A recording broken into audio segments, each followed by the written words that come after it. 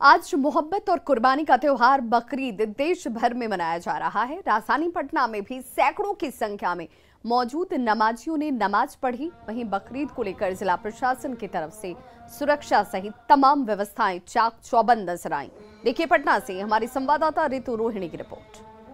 देश भर में ईद उल जुहा यानी कि बकरीद मनाई जा रही है। राजधानी पटना की बात करें तो राजधानी पटना के गांधी मैदान में भी ज़कात की 2 रकात नमाज पढ़ी जा रही है। आप सीधे तौर पर तस्वीरों में देखिए कि खास तौर पर आज के दिन के लिए गांधी मैदान में ईदगाह बनाई गई है ताकि नमाजियों को कोई दिक्कत ना हो।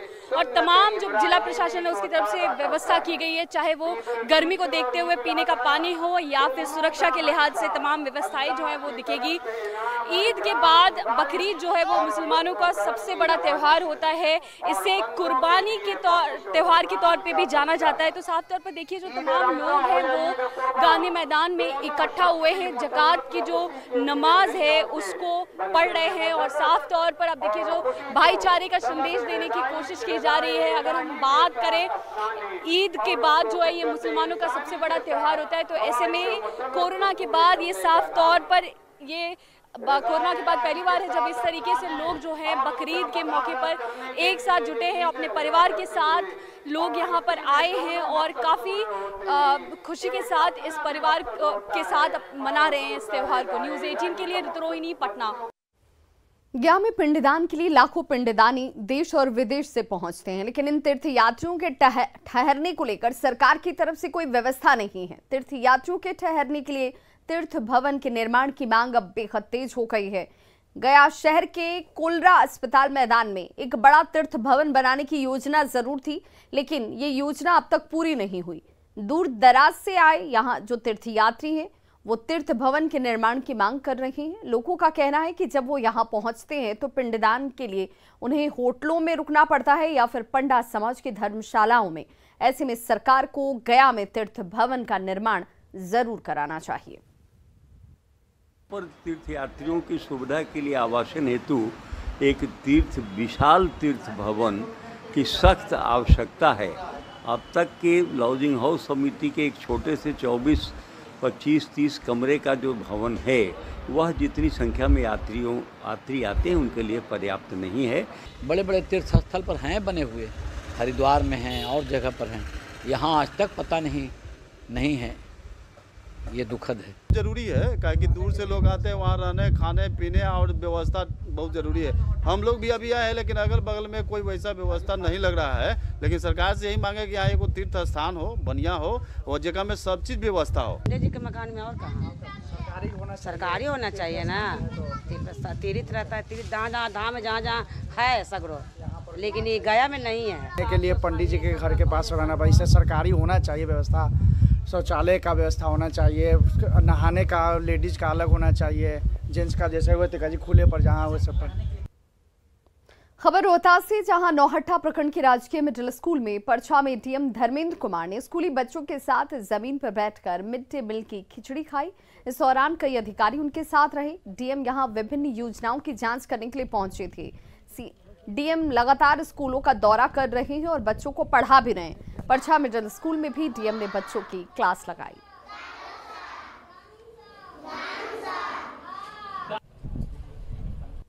विद्यालयों का जांच, नल जल का जांच, आंगनबाड़ी सेंटर का जांच, सामुदायिक जो स्वच्छता जो हमारा केंद्र होता है वहाँ का जांच हुआ है।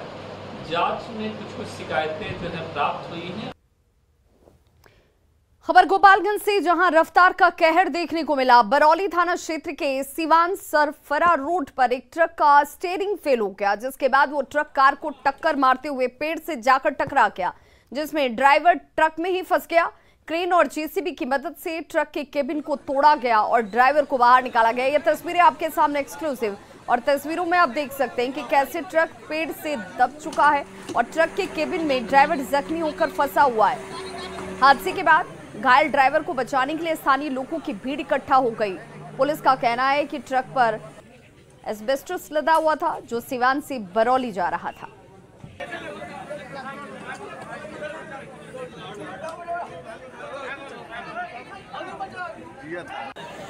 सिवान से लदी ट्रक में एल्वेस्टर सिवान से बाढ़े की तरफ जा रहा था, जिसमें जोरदार टक्कर पंचायत भवन के पास पकड़ी में हुआ, जिसमें ड्राइवर फंस गया था। उसमें प्रशासन को हम लोग कॉल करके प्रशासन के द्वारा हेल्प लिया गया और पूरे ग्रामीणों के द्वारा ड्राइवर को निकाला गया ट्रक से। और बड़ी खबर वैशाली से, जहां पुलिस ने आम के बीच छिपाकर रखे गए 500 कार्टन शराब को जब्त किया है। गंगा ब्रिज थाने की पुलिस ने हिलालपुर गांव के पास कार्रवाई करते हुए शराब के साथ 2 तस्कर को भी धर दबोचा। पुलिस और एंटी लिकर टास्क फोर्स ने गुप्त सूचना के आधार पर यह कार्रवाई की थी और यूपी नंबर के ट्रक में छिपाकर शराब लाई जा रही थी। आम की पेटियों के बीच ये शराब रखी गई थी।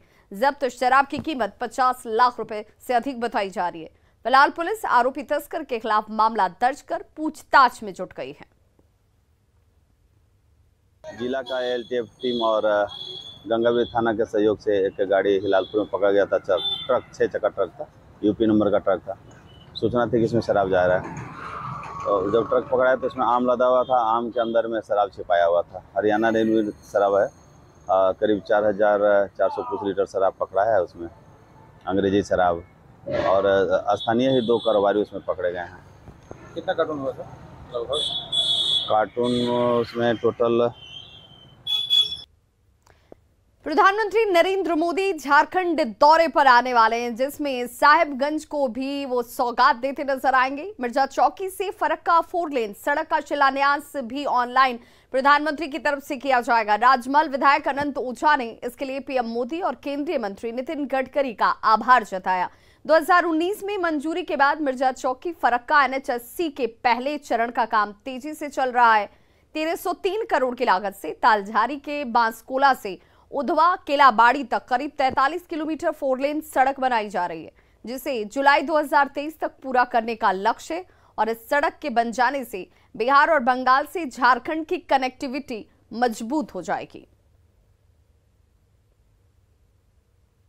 मैं संथाल पन्ना वासियों की ओर से साहिबगंज और विशेष करके राजमहल विधानसभा क्षेत्र वासियों की ओर से यशस्वी प्रधानमंत्री नरेंद्र भाई मोदी जी और आदरणीय केंद्रीय मंत्री नितिन गडकरी जी का अभिनंदन करते हैं कि आपने वर्षों पुरानी सपना, आजादी के 75 वर्षों तक भी जो काम पूरा नहीं हुआ था, एक आधारभूत संरचना में एक बड़ा देन आपके माध्यम से 12 जुलाई को होने जा रहा है। हृदय से माननीय प्रधानमंत्री जी का और माननीय नितिन गडकरी जी का हम अभिनंदन करते हैं।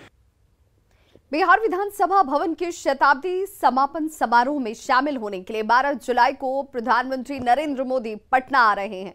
विधानसभा परिसर में बने स्मृति स्तंभ का पीएम मोदी अनावरण करेंगे।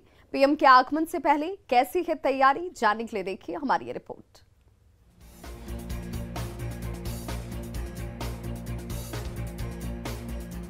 यही वो स्मृति स्तंभ है जिसका लोकार्पण 12 जुलाई को पीएम मोदी करने वाले हैं। ये पहला मौका होगा जब देश के प्रधानमंत्री बिहार विधानसभा परिसर में आ रहे हैं। बिहार विधानसभा के कार्यक्रम में शामिल होने के लिए आजादी के बाद पहली बार कोई प्रधानमंत्री बिहार आ रहे हैं। खास तौर पर यह स्मृति स्तंभ है जिसका उद्घाटन, लोकार्पण जो है वो प्रधानमंत्री नरेंद्र मोदी के द्वारा किया जाएगा। इसके साथ ही साथ बिहार विधानसभा का जो संग्रहालय है उसका शिलान्यास होगा और जो गेस्ट हाउस बनाया जा रहा है उसका भी शिलान्यास प्रधानमंत्री नरेंद्र मोदी करेंगे। 12 जुलाई को आयोजित कार्यक्रम की जोरदार तैयारियां चल रही हैं। तैयारियों का जायजा लेने के लिए विधानसभा अध्यक्ष, मुख्य सचिव और डीजीपी सहित कई अधिकारी शनिवार को विधानसभा पहुंचे और बारीकी से तैयारियों का मुआयना किया। शताब्दी स्मृति स्तंभ के माध्यम से लोगों को यह बताने के लिए कि ये जनतंत्र की धरती है और इस जनतंत्र का संदेश पूरे देश ही नहीं दुनिया तक जाए, माननीय प्रधानमंत्री जी ये गौरव प्रदान करने आ रहे हैं।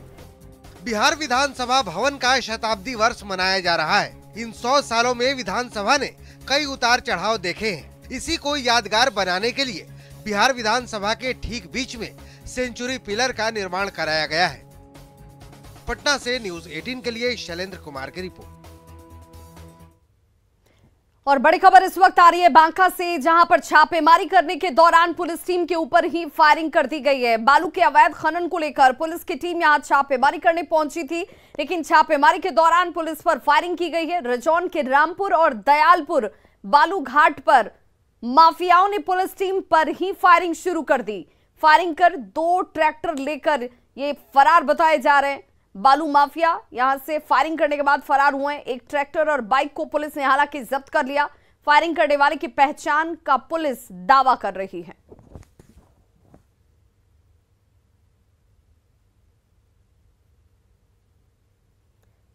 बिहार में सैलाब का सितम झेल रहे लोगों के लिए अच्छी खबर है। अब नदियों का रुख बदलकर बांध को मजबूत किया जाएगा। बिहार में पहली बार गोपालगंज में इसकी सफल टेस्टिंग की गई। आप भी देखिए नदियों पर कमान कसने की क्या है नई तकनीक।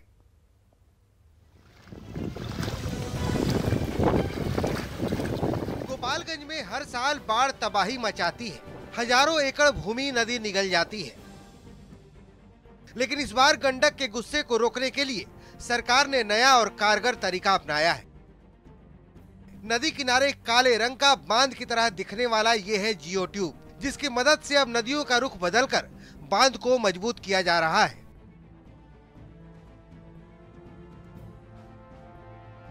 बिहार में पहली बार गोपालगंज के पतहरा छरकी पर गंडक नदी के किनारे इसकी सफल टेस्टिंग की गई। दावा है कि इससे बाढ़ की तबाही को रोका जा सकता है।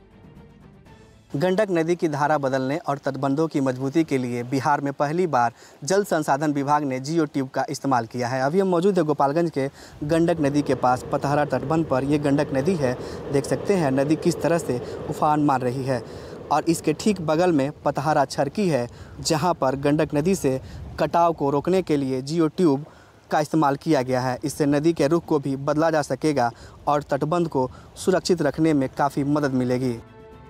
एक जियो ट्यूब में लगभग 1 लाख और एक स्टड बनाने में करीब 10 लाख खर्च होते हैं। वर्तमान में टेस्टिंग के लिए 54 लाख की लागत से 5 स्टड के लिए 12 ट्यूब लगाए गए हैं, जो काफी कारगर साबित हो रहे हैं। इस तरह से हम पतहरा छरकी में टेस्टिंग के रूप में 5 जियो ट्यूब स्टड बनाए हैं, जो कि अभी 267 लाख क्यूसेक पानी पार भी किया है, लेकिन बहुत अच्छा इसका रिजल्ट रहा है।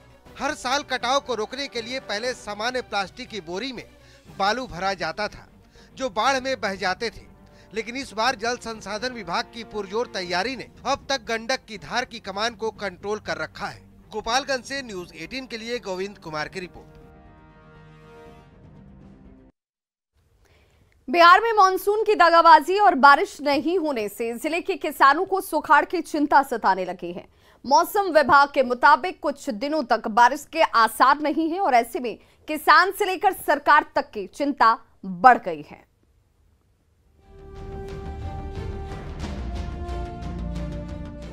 खड़े बिचड़े के बीच खेत में पड़ी ये दरारें मेघ मांग रही हैं। मांग रही हैं अपने लिए कुछ बूंदे, ताकि सूखती उम्मीदें थोड़ी गीली हो सके। ये हाल तब है जब बादल के बरसने का मौसम है। सुखाड़ के हालात से किसानों को डराने वाली ये तस्वीर बेतिया की है, जहां के किसान सूखती उम्मीदों से सहमे हुए हैं। फसल सूख रहल बा, खेत में दरार पड़ रहल बा, पानी होते नहीं खे। समस्या तो बहुत बड़ा बा, कभी सुखाड़ हो जाता तो कभी दहाड़ हो जाता। किसान एकदम जी जान लगा के खेती कर रहल बा, लेकिन फायदा कुछ नहीं खे बुझा।